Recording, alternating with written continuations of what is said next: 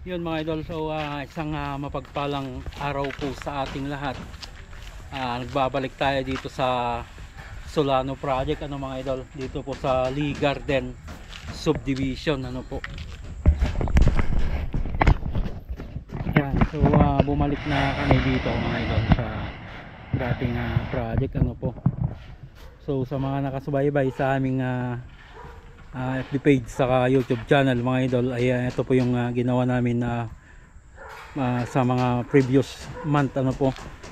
Bumalik po kami dito para sa kanyang perimeter fence naman po yung gagawin po namin dito. Yan, so pang 4 days na po namin ngayon dito, ano mga idol. So pinatungan na namin to, yung dating bakod nya. So inangat pa namin ito ng konti, ano po, 3 patong. Then dito sa likod mga idol ay 9 feet po yung height. So sasaraduhan po ito ng buo. Then dito mga idol ay lalagyan po ng bubong. Yes sir. Yan tayo sa kabila, medyo masigip doon sa kabila.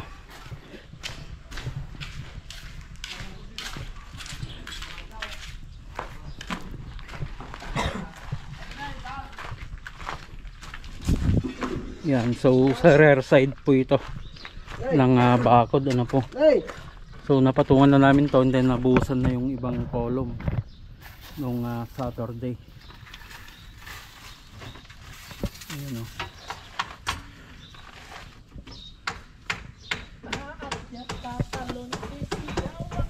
Then dito naman sa right side elevation po ng bakod mga idol ay ito na lang po yung height nya para yung view ay kita pa rin po dyan, saka papasok yung hangin dito. Yan. Then hanggang sa harapan na rin mga idol, gagawin na din po namin dito.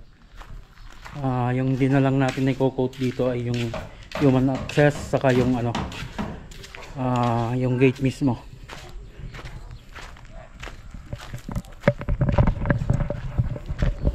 So nandito yung yung human access natin, then makadalawang gate yung gagawin natin dito mga idol. Papasok dun sa likod at saka papasok po dito sa may garahe mismo. So gagawa din po kami ng garahe doon sa likod, doon sa may poso. Ayan o.